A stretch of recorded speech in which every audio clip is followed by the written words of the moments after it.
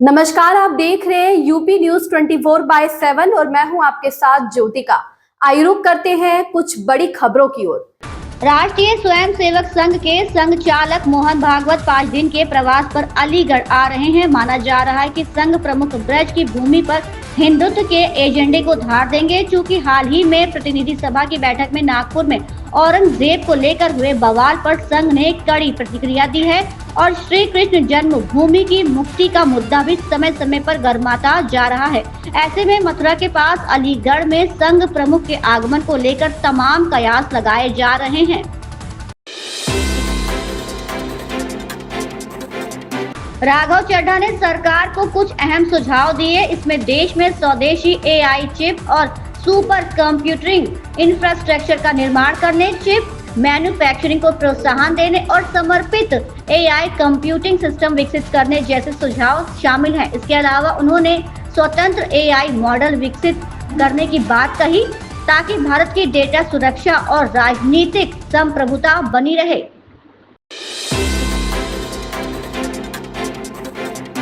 साल 2021 में फिल्म छोरी ओटीटी प्लेटफॉर्म पर रिलीज हुई। इसमें एक सामाजिक कुरीति को भूतों की कहानी के साथ जोड़कर दिखाया गया था। अब इस फिल्म का अगला पार्ट यानी छोरी 2 भी ओटीटी पर रिलीज होने वाला है। इस फिल्म के हालिया रिलीज टीजर में अभिनेत्री नुसरत भरूचा नजर आ रही हैं। वो पहली फिल्म का भी हिस्सा थी। छोरी 2 के टीजर में भी पिछली फिल्म की तरह ही हॉरर ड्रामा नजर आ रहा है। दिल्ली हाई कोर्ट के जज के घर से नकदी बरामदगी पर चर्चा के लिए राज्यसभा के सभापति जगदीप धनखड़ ने सर्वदलीय बैठक बुलाई है।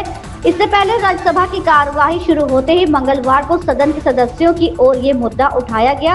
इस पर बोलते हुए उपराष्ट्रपति जगदीप धनखड़ ने उच्च न्यायालय के न्यायाधीश जस्टिस यशवंत वर्मा के आवास से मिली नकदी मामले में आज शाम 4:30 बजे एक महत्वपूर्ण बैठक बुलाए जाने की जानकारी दी।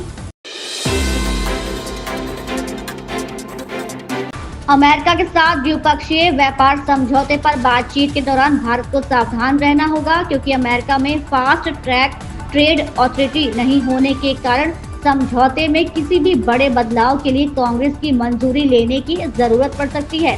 आर्थिक think tank global trade research initiative ने दोनों देशों के बीच व्यापार पर वार्ता शुरू होने के खबरों के बीच ये बात कही है। यूपी के अयोध्या में मंगलवार को राम मंदिर भवन निर्माण समिति की बैठक में निर्माण कार्यों की समीक्षा हुई। समिति के अध्यक्ष नृपेंद्र मिश्र ने बताया कि प्रथम तल पर राम दरबार की स्थापना होनी है। मई माह के शुरुआती 15 दिन के अंदर शुभ मुहूर्त में राम दरबार स्थापित हो जाएगा। राम दरबार के दर्शन के लिए पास की व्यवस्था होगी।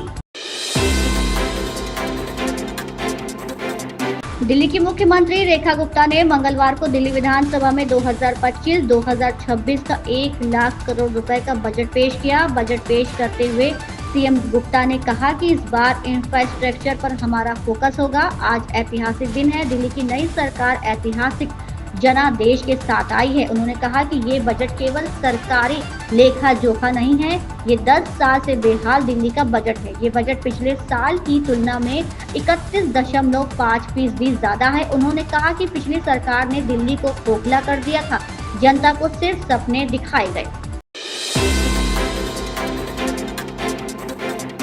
भारत को इस साल गर्मी में बिजली की अधिकतम मांग के दौरान 9 से 10% की वृद्धि के लिए तैयार रहना चाहिए। विशेषज्ञों ने देश में अत्यधिक गर्म हवाएं चलने की आशंका जताते हुए इस बारे में चेताया है।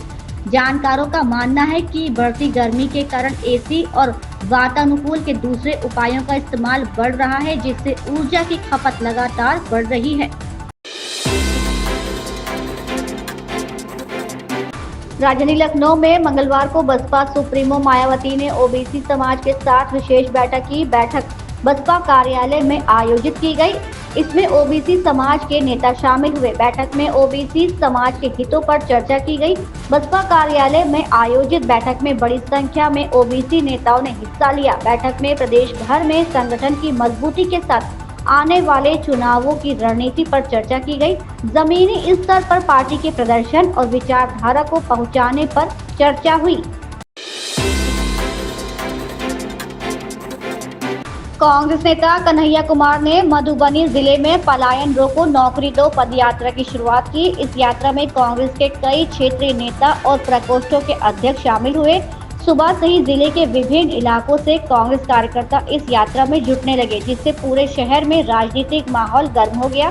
कन्हैया कुमार की पदयात्रा निधि चौक से शुरू होकर कोतवाली चौक, थाना चौक, रेलवे स्टेशन, बड़ी मस्जिद और राठी जैसे प्रमुख स्थानों से गुजरती हुई मस्जिद चौक पर खत्म होगी। इस दौरान कांग्रेस कार्यकर्ताओं ने जोरदार नारेबाजी करते हुए पलायन रोको नौकरी दो के नारे लगाए। इलाहाबाद हाई कोर्ट की लखनऊ पीठ ने सोमवार को कांग्रेस सांसद राहुल गांधी की दोहरी नागरिकता के मुद्दे पर जानकारी पेश करने के लिए केंद्रीय गृह मंत्रालय को 4 हफ्ते का समय दिया है। आरोप है कि राहुल गांधी के पास ब्रिटेन की नागरिकता है और ये सवाल कई वर्षों से चर्चा में है। इसी मुद्दे पर एक जनहित याचिका दायर की गई है। इस मामले में हाई कोर्ट में अगली सुनवाई 21 अप्रैल को होगी। न्यायमूर्ति AR मसूदी और न्यायमूर्ति अजय कुमार श्रीवास्तव प्रथम की खंडपीठ ने ये आदेश कर्नाटक के सामाजिक कार्यकर्ता S विघ्नेश शिशिर की याचिका पर दिया। याची ने राहुल गांधी की कथित ब्रिटिश नागरिकता मामले में CBI जांच की मांग भी की थी। फिल्म रेड 2 से अजय देवगन के बाद अब रितेश देशमुख का पहला लुक सामने आया है, जिसमें वो एक नेतागिरी करते नजर आ रहे हैं। रितेश के इस नए लुक के साथ अजय ने उनकी भूमिका के बारे में भी जानकारी दी है। Allahabad high court bar association ने दिल्ली हाई कोर्ट से जस्टिस यशवंत वर्मा के तबादले के विरोध में मंगलवार को अनिश्चितकालीन हड़ताल शुरू कर दी। हाई कोर्ट के गेट नंबर 3 पर इकट्ठा होकर वकीलों ने नारेबाजी की। इस मौके पर बार एसोसिएशन के अध्यक्ष अनिल तिवारी ने कहा कि ये विरोध किसी कोर्ट या जज के खिलाफ नहीं, बल्कि उनके खिलाफ है जिन्होंने न्यायालय की व्यवस्था को धोखा दिया है। हमारी लड़ाई भ्रष्टाचार में लिप्त लोगों और उस व्यवस्था के खिलाफ है जो पारदर्शी नहीं है। फिलहाल हमारी मांग स्थानांतरण के आदेश पर पुनर्विचार करने और उसे वापस लेने की है।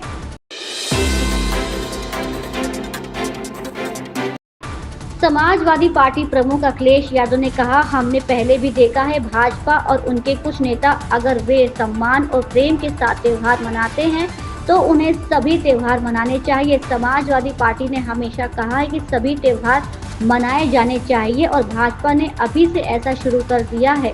भाजपा ऐसी पार्टी है कि अगर उन्हें किसी चीज से एक वोट भी मिल रहा तो वे उसे कर देंगे।